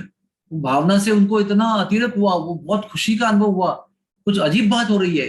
हमारा इतिहास कहता है कभी पुत्र जो है वो पिताजी को मारकर राज्य हासिल करता है, या बड़े भाई को मारकर राज्य को हासिल करता है। हमारा देखो मुगल मुसलमानों का इतिहास सुनिए आप, सभी राजा ने अपने पिताजी को मारकर सिंहासन काबू में किया हुआ है। कंस ने भी वही किया है, पिताजी को पकड़ा, अरेस्ट किया, जेल में डाल दिया, और जबरदस्ती राज्याभिषेक, कुछ नहीं, जबरदस्ती बैठ गया वो। ये जो मुगलों का इतिहास है ना, वही कंस का इतिहास। यहां पर ऐसे नहीं हुआ। जो कायदे से धर्म से प्राप्त हुआ था राज मुकुट, उन्होंने छोटे भाई को पहनाया। छोटे भाई को ऐसा लगा नहीं वाह क्या बढ़िया बात हो गई, फ्री में मिल गया बिना प्रयास के, thank you very much brother, thank you very much, ऐसा नहीं बोला उन्होंने। उन्होंने कहा भैया ये आप क्या कर रहे हो, ये सही नहीं है। तो भैया ने फिर घोषणा कर दी कि मुझसे अधिक राजा बनने का योग्यता इस मेरे भाई में है। ये भले मुझसे छोटा है, 3 नंबर का है, लेकिन हम सब में ये सर्वश्रेष्ठ है, सर्वगुण संपन्न है। और वो आश्चर्यम, बचे हुए 3 भाई थे ना, उन्होंने उसको अनुमोदन दिया, yes yes we agree with you. ऐसा नहीं कहा भैया ऐसा ही नहीं कर रहे हो, मैं 2 नंबर का हूं, मुझे क्यों नहीं पहनाया आपने, वो 3 नंबर को क्यों पहनाया, ऐसा नहीं बताया उन्होंने। Immediately they were happy. देखो कैसा है ना, कोई जेलसी नहीं है उसके अंदर, कोई कंपटीशन नहीं है, कोई द्वेष नहीं है, ऐसा क्यों, मुझे क्यों नहीं दिया, मुझे मिलना चाहिए था, है ना, सब लाभ मुझे मिलना चाहिए, तकलीफ नहीं चाहिए लेकिन लाभ मिलना चाहिए। लेकिन ये आदर्श उदाहरण है, इसलिए आजकल के युग में हमको ये कथा बार बार सुननी चाहिए, क्योंकि कभी भी मिले हुए ऐश्वर्य का कोई त्याग नहीं करता है, भले वो फ्री में मिला हो, मिल गया तो पहले अपना अपना बना लेते, उसको कभी कोई त्याग नहीं करता है। तो ये मिला हुआ सौभाग्य, राजा बनने का सौभाग्य उपनंद महाराज ने बड़े ही प्रेम पूर्ण भावना से अपने मंझले भैया को दे दिया, और सबकी अनुमति ले ली। और पिताजी भी खुश हो गए बहुत, अरे वाह क्या बात है, मेरे पुत्रों में इतना प्रेम है कि एक पुत्र जो है खुद को प्राप्त हुआ भाग्य दूसरे पुत्र को दे रहा है, कितनी खुशी की बात है। फिर पिताजी की आज्ञा हुई, और 3 बहनों की भाइयों की आज्ञा भी हुई, राजा तो दे ही रहा है अपना मुकुट, सबकी सम्मति हुई, प्रजा ने भी जय जयकार कर दिया नंद महाराज का। तो नंद महाराज ने फिर नम्रता से कहा कि अगर आपका सबका ही आदेश है तो मैं राज मुकुट स्वीकार करता हूं, लेकिन मेरी एक शर्त है। वो ये शर्त है कि उपनंद दादा, आपके आदेश के बिना, सलाह के बिना मैं राज्य नहीं करूंगा, you have to keep advising me, और आपके आदेश मिलने पर ही मैं राज्य करूंगा। तो उन्होंने कह दिया ठीक है। और कैसे ना, कभी क्या होता ना, समझो अभी घर में शादी है या कोई आनंद का प्रसंग है, बच्चा फर्स्ट रैंक में आया है, उसको अमेरिका में एडमिशन मिला है, उसको बड़ा बंगला मिल गया है, करोड़ों की लॉटरी लग गई है, तो आनंद के में अंदर ना बहुत लोग बहुत कुछ बोल लेते हैं, बहुत सारे वादे कर देते हैं, ऐसे करेंगे वैसे करेंगे, ये करेंगे वो करेंगे। तो इन्होंने भी आपको लगा होगा कि भावना से भरकर उन्हें कहा आपके सलाह के बिना नहीं करूंगा, आपके छत्र छाया के बिना नहीं करूंगा, ऐसे डायलॉग पिक्चर में बहुत मारते लोग। लेकिन उन्होंने अपने पूरे जीवन में उपनंद महाराज के सलाह के बिना कोई कार्य नहीं किया। यहां तक कि जब गोकुल से शिफ्ट किया नंदगांव में, ये भी सलाह उपनंद बाबा की थी। हर समय उपनंद बाबा की सलाह लेकर ही उन्होंने अपने जीवन को, राज्य को चलाया है। इसका मतलब क्या होता है कि जिनकी हम चर्चा कर रहे हैं ना, वे सामान्य जीव नहीं है, they are very evolve personalities, बहुत उन्नत व्यक्तिमत्व है सब लोग। और ऐसे उन्नत व्यक्तिमत्व का चर्चा हमेशा करते रहना चाहिए। नहीं तो हम आज के फिल्म स्टारों की और राजनीति के लोगों की चर्चा करते हैं, जिनका चरित्र इतना गलिच्छ है, उनके विषय में हम चर्चा गॉसिप करते रहते हैं, जिससे हमारी आत्मा की अधोगति होती है। लेकिन ये शास्त्र के जितने व्यक्तिमत्व हैं, जिनके महान जीव हैं, महात्मा लोग हैं, इनका चरित्र चिंतन करने से, श्रवण करने से, वर्णन करने से सुनने वाले का और कहने वाले का चरित्र स्वच्छ हो जाता है। ऐसे ही चरित्र है। महाजनो ये न गतस्य पंथाः, ये महाजन है, इस रास्ते से गए हुए। तो फिर उसके बाद में नंद बाबा का राज्याभिषेक हुआ, नंद बाबा को राजा बनाया गया, सब लोगों ने स्वीकार किया, जय जयकार किया। और फिर नंद बाबा का विवाह यशोदा से हुआ। यशोदा कौन से गांव से है? मेहरानो नाम का गांव है, मेहरानो। ये गांव आज के नंदगांव से 8 किलोमीटर दूर है। और वहां पर एक गोप थे, गोपाल, उनका नाम था सुमुख गोप, और उनकी माता का नाम है, भूल गया मैं, कोई बात नहीं। तो सुमुख गोप और उनकी माता का नाम बाद में बताऊंगा कभी। तो उनकी कन्या थी यशोमती। दो भाई थे, यशवंत और यशधर, ऐसा उनका परिवार है। और राधा रानी के जो पिताजी हैं वृषभानु महाराज, ये इनके बड़े अच्छे मित्र थे। वो सूर्य के अवतार है, सूर्यवंशी, साक्षात सूर्य भगवान विवस्वान के अवतार है। उनकी और नंद महाराज की बड़ी अच्छी दोस्ती थी, घनदाट दोस्ती थी। तो वृषभानु महाराज ने यशोमती का रिश्ता लाया नंद महाराज के लिए और सभा में प्रस्तुत किया, उसका गुणगान किया। और एक उसका नाम का अर्थ है यशोदा, इसका मतलब है जहां कहीं जाएगी यश देगी सबको, उसका यश बढ़ेगा। जिसके घर में जाएगी, जिसके घर में जन्म लिया उसका यश बढ़ाया, अब जिसके घर में जाएगी ब्याह के उसका भी यश बढ़ाएगी। तो यथावकाश वृषभानु महाराज के, क्या कहते हैं इसको, मराठी में कहते हैं पुढाकार घेऊन, वृषभानु महाराजांच्या पुढाकारामुळे लग्न झाले नंद महाराज आणि यशोदाचे, आणि खूप आनंद झाला सर्व ठिकाणी। बट एक दुख की बात थी कि बहुत समय तक उनको बच्चा ही नहीं हुआ।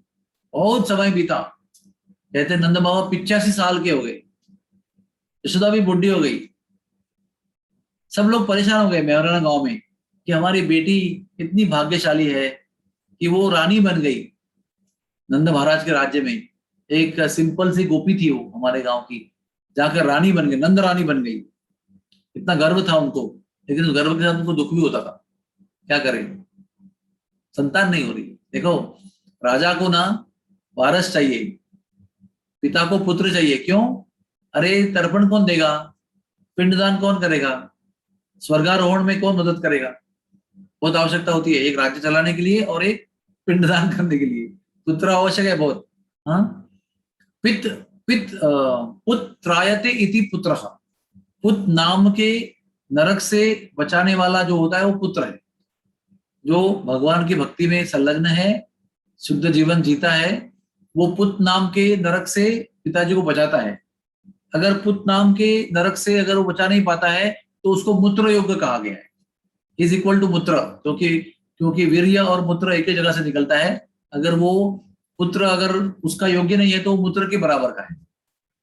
और अगर वो पिताजी को नरक से ताड़ने के लिए योग्य बनता है तो वो पुत्र कहा जाता है। इनको पुत्र नहीं हुआ, ना कन्या हुई, संतान ही नहीं हुई।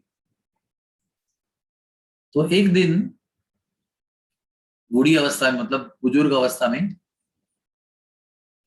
गोकुल में वो रोज यमुना स्नान किया करते थे। ध्यान से सुनिए कथा, अच्छी अच्छी कथा है।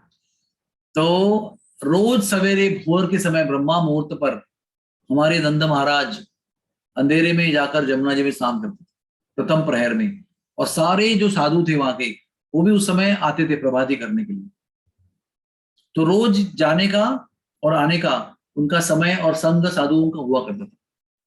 जाते हुए साधु जा रहे हैं उनके संग में जा रहे हैं, आते हुए स्नान करके लौट रहे हैं तो साधुओं के संग लौट रहे हैं।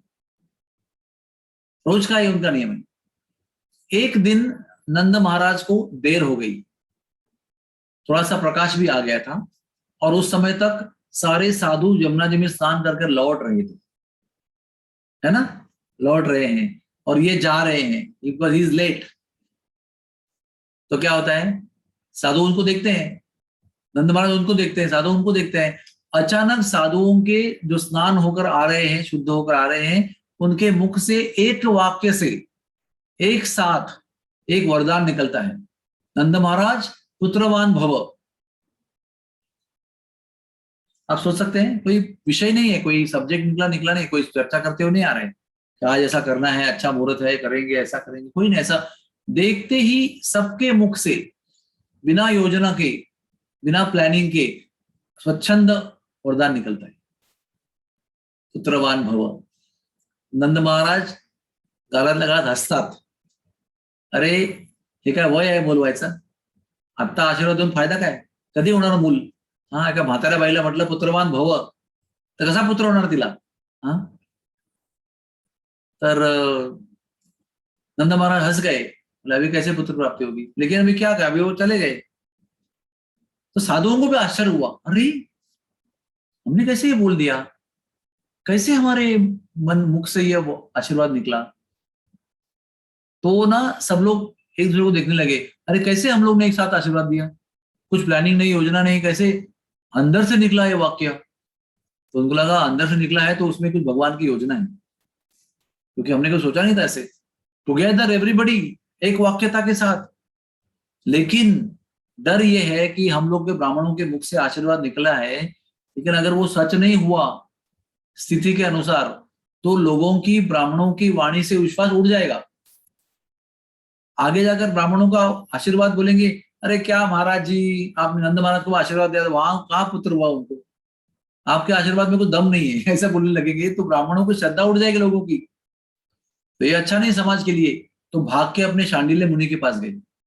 शांडिल्य मुनि ना, वो क्या कहते हैं ना, वो रेसिडेंट साधु थे, मतलब वहां के लोकल साधु। वहां होते हैं, हर जगह पर साधु होते हैं, उसमें एक प्रमुख साधु होते हैं। तो शांडिल्य मुनि ये उनके लोकल रेसिडेंट साधु हैं, लोकल आचार्य। सब साधु पहुंचे उनके पास, बोले महाराज महाराज आज ऐसे ऐसे हुआ, हमने सबको मिलकर, सबने मिलकर आशीर्वाद दे दिया नंद महाराज को। अभी हम थोड़े संकोच में आ गए हैं कि अगर हमारा आशीर्वाद सच नहीं हुआ तो जनता का ब्राह्मण मुद्र के वाणी के ऊपर श्रद्धा उड़ जाएगी, तो कैसे करें। हरे कृष्णा कृष्णा कृष्णा हरे हरे, हरे राम राम राम हरे हरे। मैंने कहा था ये कृष्ण कथा सुनने का समय है, सोने का समय नहीं है। तो शांडिल्य मुनि वो त्रिकालदर्शी थे, उन्होंने ध्यान किया और उनको उत्तर दिया कि आप लोग सब मिलकर गोपाल यज्ञ करो। अभी वो गोपाल यज्ञ जो मंत्र जो है ना, वो हम लोग पब्लिक में उच्चारण नहीं कर सकते, क्योंकि वो गुप्त गायत्री मंत्र है और उनको गुरुजी ने गुप्त रूप में दिया है।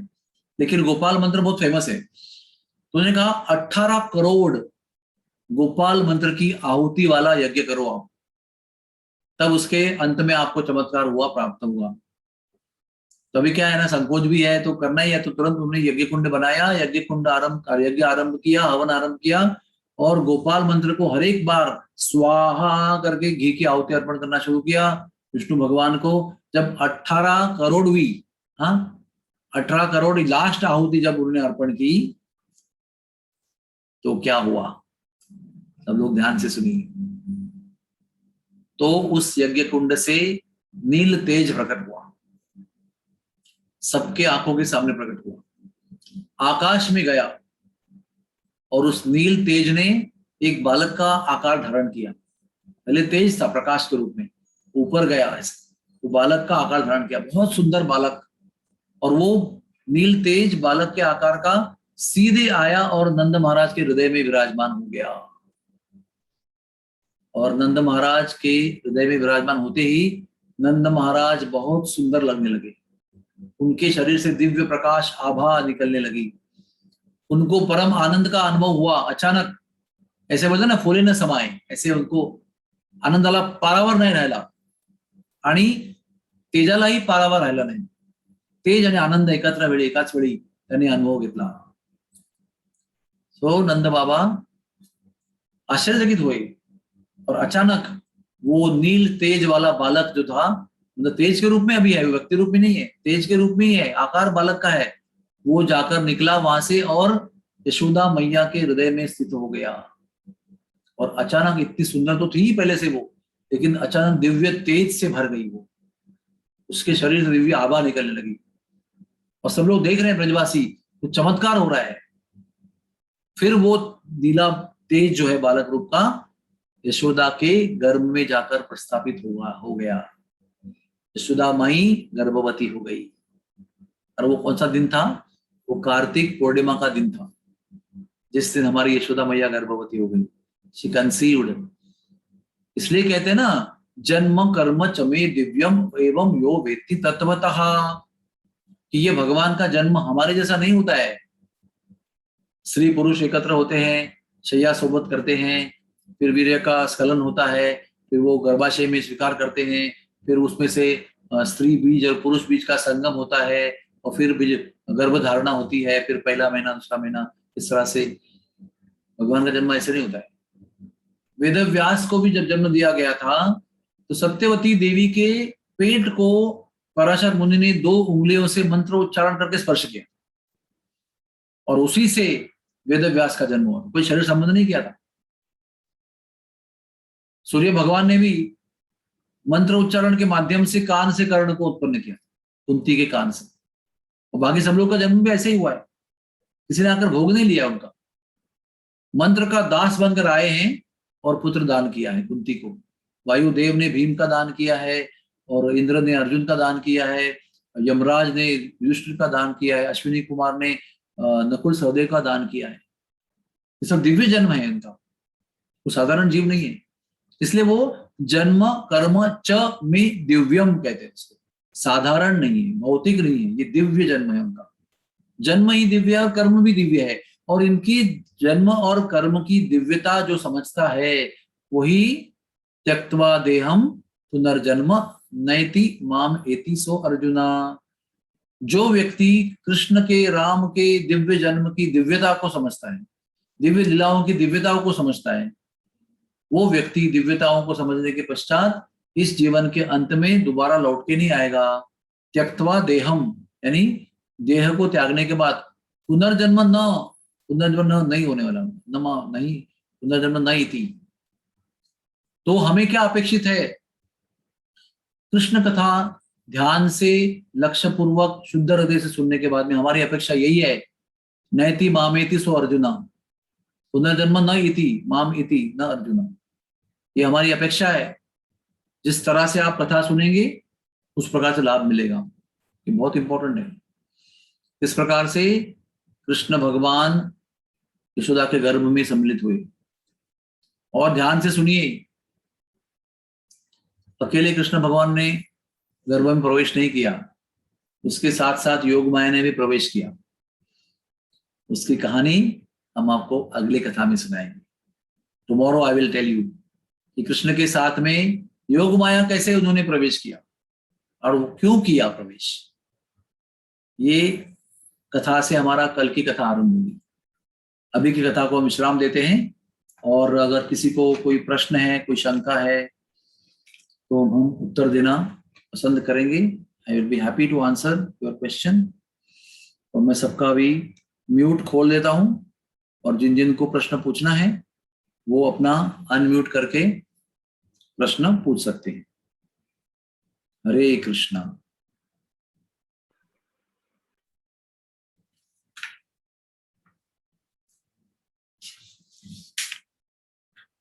यस, अच्युत कृष्ण प्रभु, एनी क्वेश्चन? युगल प्रेम प्रभु,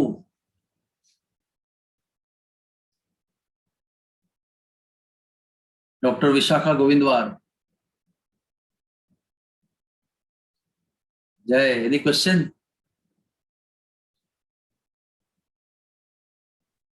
प्रभूजी हरे कृष्ण, दंडवत प्रणाम। धन्यवाद। यस प्रभूजी, मला एक मधलं एक सेंटेन्स मी मिस केलं. तुम्ही सांगत होता की नंद महाराजांनी उपानंद महाराजांना सगळं विचारूनच केलं.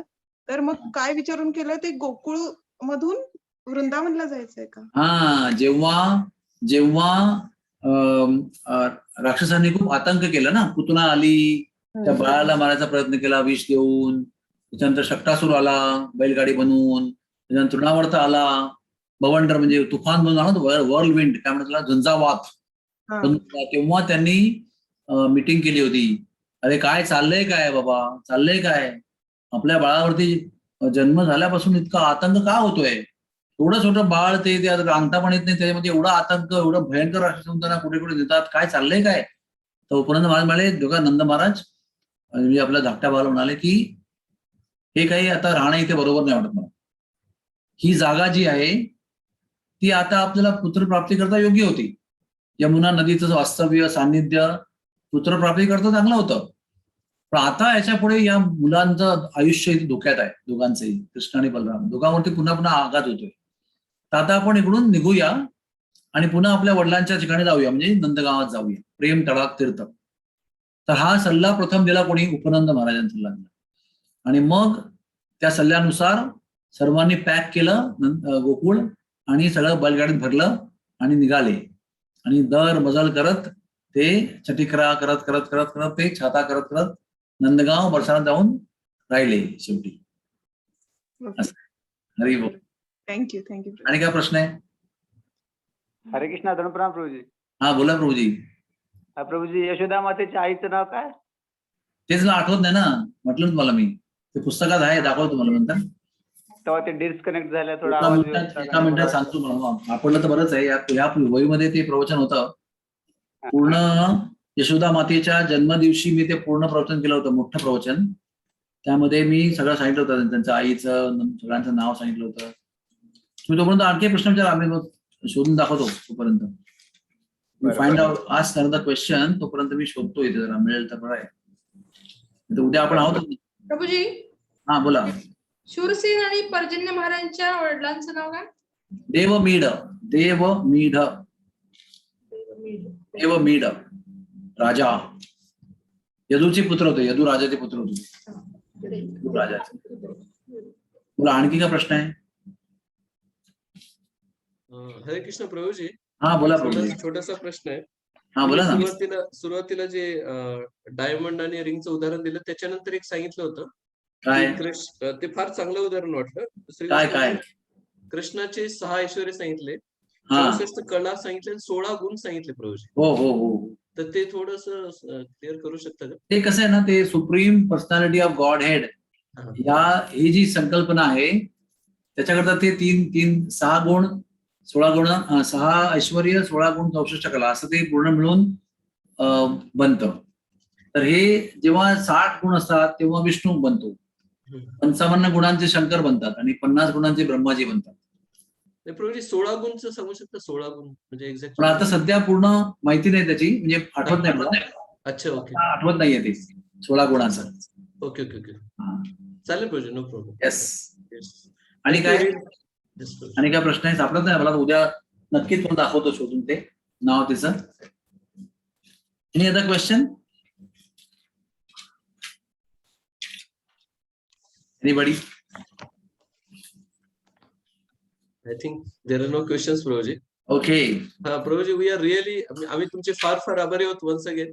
आणि तुम्ही एवढं चांगल्या प्रकारे बरंच आम्हाला काही माहित नव्हतं आणि फारच असं खजिना म्हणजे खजिना काढून तुम्ही हे करत आहात प्रभूजी आम्हाला. आता काय म्हणजे का, आता फक्त मी दार उघडलंय खजिन्याचं. हा आता बघा, तिचं नाव होतं पटुला देवी. अच्छा. सुमुख गोप आणि पटुला देवी आईचं नाव.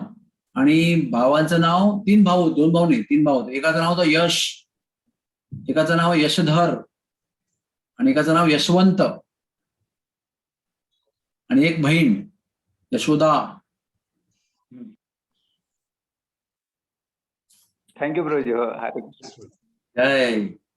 Thank you very much. शोधा म्हणजे सापडेल, असंच अर्थ आहे. शोधला की सापडतात. हरे कृष्ण.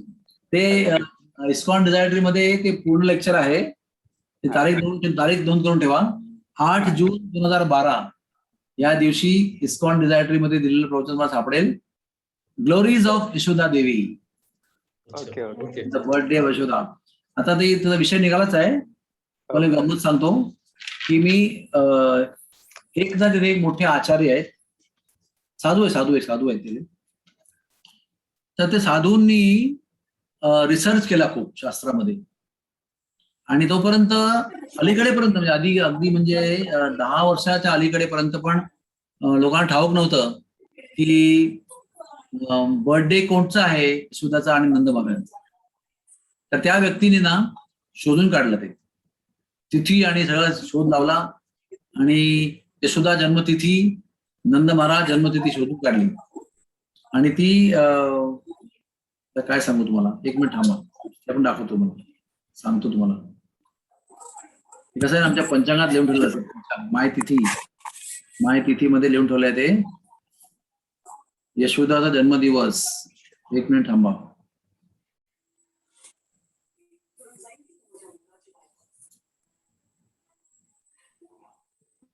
नंदबाबा जन्मदिवस कुठचा? पौष महिन्यातला शुक्ल पक्षातला सप्तमी, लिहून घ्या. पौष महिना शुक्ल पक्ष सप्तमी या दिवशी नंद महाराज जन्मले. आणि यशोदेचा जन्मदिवस आता सापडत नाहीये. हा आहे ना, सापडला. माघ महिन्यामध्ये कृष्ण पक्षामध्ये षष्टी, माघ कृष्ण षष्टी. थँक्यू प्रभूजी, खूप हे खूप पुढच्या धन्यवाद. वर्षी 22 फेब्रुवारीला येणार आहे. 22/2/22 म्हणजे 2/2/2/2 2/2/2/2/2 काय आठवलं मला? अरे, अरे. 2/2/2/2 या दिवशी यशोदा माईचा जन्मदिवस आहे. हरी बोल. आणि या वर्षी पुढच्या वर्षी 9 जानेवारी 2022 साली नंदबाबाचा जन्मदिवस आहे. असं आहे, गंमत आहे सगळी. तर सांगायचा उद्देश असा आहे की जेव्हा शोध लागला तेव्हापासून नंदगावमध्ये हे दोन्ही बर्थडे साजरा करणं सुरू झालं. उन्होंने चालू कर दिया उसको मनाना. तो मैं पहली बार जा नहीं पाया और बाद में भी जा नहीं पाया. फिर एक दिन क्या हुआ, बरसाना आई कैंप के बीच में इनका जन्मदिन आया. तो हमारे गोस्वामी जी बोले, प्रभु जी अभी तो आप इधर ही हो, अब तो आपको आना ही है. बोला बिल्कुल जाऊंगा, जरूर आऊंगा. तो कभी आना है? बोलो. तो बोले ऐसे आ जाओ कि राजभोग का भी आपको भोजन का भी लाभ मिलेगा, आप उस टाइम पे आ जाओ. तो हम लोग पहुंचे उधर.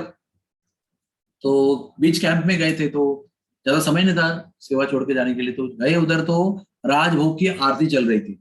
हाँ, और मैं ना यशोदा मैया को बड़े ही मतलब क्या कहूँ आपको, ऐसा मेरे मन में भाव था कि इतना भाग्यवान हूं मैं यशोदा मैया के सामने बैठा हूँ उनके जन्मदिन के ऊपर पहली बार लाइफ में. तो बहुत हृदय से मैंने प्रार्थना किया उनसे, बहुत हृदय से, मैया कृपा करो, मैया लाला आपकी प्रॉपर्टी है, उसे उनको कहो हमारे लिए. ऐसे बहुत सारा प्रार्थना किया. और उनके गले में ना एक सुंदर माला थी, बहुत सुंदर माला थी. अभी उनका बर्थडे है तो खास माला तो बनाएंगे ना. तो उनके गले में सुंदर माला थी. मैं उस माला को भी निहारता रहा बड़े प्रेम से. अचानक ना वो पुजारी थी जो उस समय जो उस दिन की जिस सेवा थी, उन्हें पर्दा बंद कर दिया. तो बोला ठीक है, जाना है क्या, अभी दर्शन बंद हो गया, अभी जाना है? तो बोला नहीं नहीं बेटा बैठो, दोबारा पर्दा खुलेगा अभी. तो हम बैठ गए. पर्दा खुला और वो पुजारी वही माला जो यशोदा के गले में थी वो खोलकर निकाल के आया, मुझे पहना दिया उसने स्ट्रेट. हरी एकदम बोल. दंग रह गया. मतलब I was not able to express my feeling. मैं बहुत ज्यादा भाव विभोर हो गया कि मैं देख रहा था जिस माला को, और ऐसा इच्छा नहीं किया था कि मेरे को मिले हुआ, तब देख रहा था बस. I was like feeling very happy and grateful. और अचानक पर्दा बंद हो गया, पर्दा खुल गया और वो माला मेरे गले में आकर डाल दी. मैं सामने बैठा था. फिर क्या बताऊं मुझे क्या लगा उस समय. तो उसके बाद में फिर यशोदा का विशेष महाप्रसाद हमने उस दिन भोजन किया. और सब लोग वहां पर ना भुर्र भुर्र जा रहे थे स्कूटर से. बोले कहाँ जा रहे सब लोग? बोले हमारे यहाँ पे रिवाज है कि यशोदा मैया के जन्मदिन पे यहाँ पर राजभोग आरती करके सब लोग उसके गांव जाते हैं जहां पर उनका जन्म हुआ है. मायका मायका.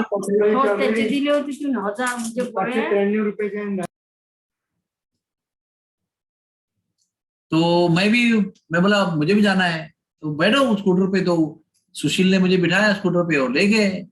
तो उस दिन मैं पहले बार मेहरानू गांव में गया. तब तक मैंने सुना था मेहरानू गांव के बारे में, लेकिन भाग्य ऐसा था कि यशोदा के जन्मदिन के दिवस में यशोदा के गांव में गए. और इतना सुंदर गांव है. यशोदा का बड़ा विशाल कुंड है वहां पर, बहुत सारे अद्भुत लीलाएं वहां पर हुई है. और उसके बाद में मैं धुआंधार लोगों को वहां पर यात्रा में लेके गया हूँ. अच्युत कृष्ण बाबू आप भी आए क्या उधर, मेहरानू गांव में आए क्या? बहुत सारी कथाएं की मैंने. और अपनी डॉक्टर विशाखा आई हुई है. 2019 की यात्रा में हम लोग गए थे. येस प्रभूजी, तिथली तुम्ही ती कृष्ण बलरामची कथा पण सांगा ना प्लीज नंतर. कुठची कथा? कृष्ण बलरामची कथा. यशोदा मैया कृष्णाला सांगत होत्या हा, आणि ते उद्या सांगेन. उद्या लेक्चर सुरू व्हायच्या आधी मला आठवण करायची, मग तुम्हाला मी ती कथा सांगेन. हा, Yes. निश्चित सांगेन. फार सुंदर कथा है. तो भाग्य की बात क्या है कि जाना था उधर, लेकिन ऐसा भाग्य मिला यशोदा की खुद की माला पहनकर उसके मायके उसके जन्मदिन पे गए.